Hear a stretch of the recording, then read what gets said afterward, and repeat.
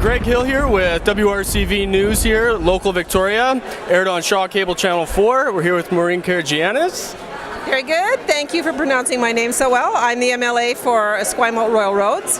I'm also the caucus whip and the critic for both ferries and for liquor policy. Wonderful. So could you tell us maybe a little bit about some of the interesting new policies that the NDP are putting through in the upcoming election cycle? Well, I think there's a whole variety of things that we're going to talk about, but in my own critic portfolio, we are going to undertake a process to modernize liquor policy.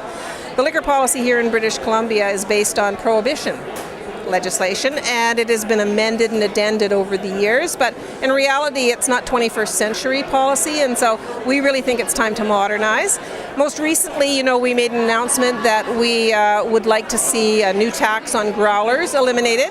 This is a product that's very sustainable and is very supportive of an opportunity for new emerging microbreweries. And we'd like to see small business everywhere be really successful, and this was one endeavor that we thought was worthwhile for this new emerging industry. So do you think that prohibition has worked in the past or no? No, I think that that's really outdated, antiquated, not even 20th century. I mean, mid-20th century or earlier language and legislation. Now, in the 21st century, I think we need more modernization. Yeah, and I would absolutely agree. What about your position on prohibition with the war on drugs and marijuana and hemp? I think that it's very evident that the war on drugs has been an absolute failure, and I think we've got to take a more pragmatic look at marijuana and certainly hemp production. I mean, the whole range of products that come out of hemp are very sustainable, and the fact that it's still illegal to grow it is just really ridiculous in the 21st century. And I think we have to have a realistic approach to marijuana as well. Most of the issues around the war on drugs has been a failure. It's been about a lot more policing. It hasn't slowed down any kind of drug use. It certainly hasn't slowed down some of the hardcore drug industry around the world. It's become more dangerous. There's more gang issues that are connected to big drug use. So I think we've got to find a different approach to it altogether. Absolutely. And do you think average everyday citizens should be thrown in jail for smoking or using marijuana? I think we're way past the time when we think that someone being in possession of a joint or doing some recreational marijuana should be jailed. I thought that discussion was way past us, and so again, as we move into the 21st century, I think we've got to be much more realistic about what marijuana means. Medical marijuana we permit, and yet we're very punitive to someone who has a small amount of marijuana.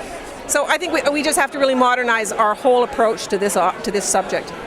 So it seems like you have a philosophy here that stems from maybe individuals and having, I guess, some form of liberty and kind of modernizing ourselves from a different frame of mind from back, 60, 70 years ago.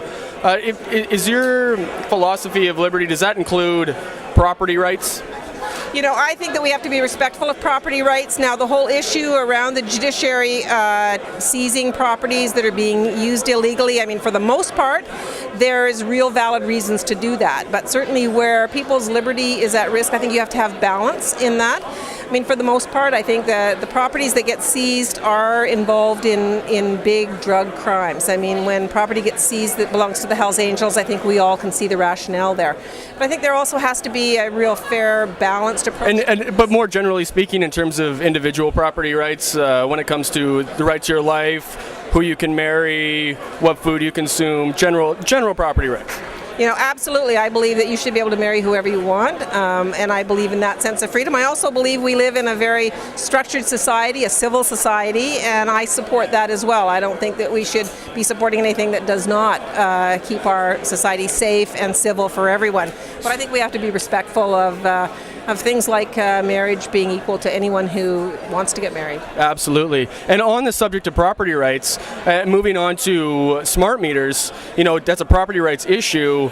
There's a giant groundswell of citizens around the province that are against or very concerned about smart meters as it relates to privacy and the cost and health. Would the NDP government force smart meters upon the citizens of BC? Well, I think we're currently seeing some in excess of 100,000 people who have refused to have smart meters on their property, and so I think that discussion is going to be ongoing in that challenge. The reality is that the money, the billions of dollars that were invested in putting these in is money spent, and to try and think about how we would roll back the clock on that is far too expensive, too irresponsible. I mean, I do think at this point it's going to be a future decision about allowing the people who have refused smart meters to make that decision, to take that stand. We're going to have to look for some solutions around that, and I think those solutions are there. Okay, so if you support property rights, would you at least give the citizens of BC an opt-out provision for smart meters? Well, I think they already have one right now in just their current denial of smart meters.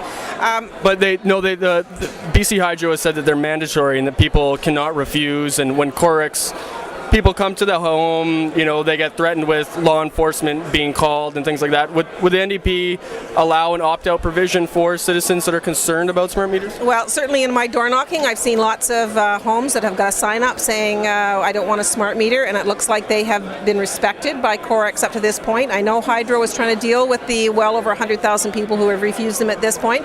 So I think we'll have to find alternate options for those individuals. But would you support an opt-out clause for people? I'd like to examine it further, whether or not that is realistic. And if we can realistically give people an opt-out clause, then I think we should explore that. Okay. Adrian talked about student loans and government providing assistance for students.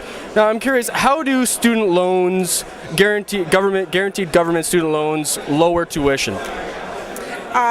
They actually just make education more affordable. They allow students to afford the tuitions that are currently in place. I mean, there needs to be a much more broader discussion around how you fund post-secondary education facilities so that tuition is more affordable. But the reality is right now we're looking at making sure that anyone who wants an education has an ability to do that, and that the cost is not a prohibition for them. So it's a first step towards making sure that education is more affordable.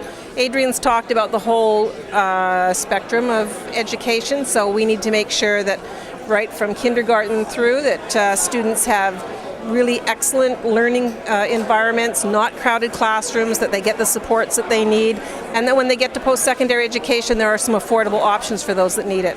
So, but how does government guaranteed loans lower tuition? Because that's the message that we're receiving. So how does that actually happen? Well, I think that our message is that by offering up grants and other programs to make it more affordable for anyone to go to university, to go to post-secondary education. I'm not sure it's directly tied to the cost of tuition, but it certainly is tied to an individual's ability to afford an education.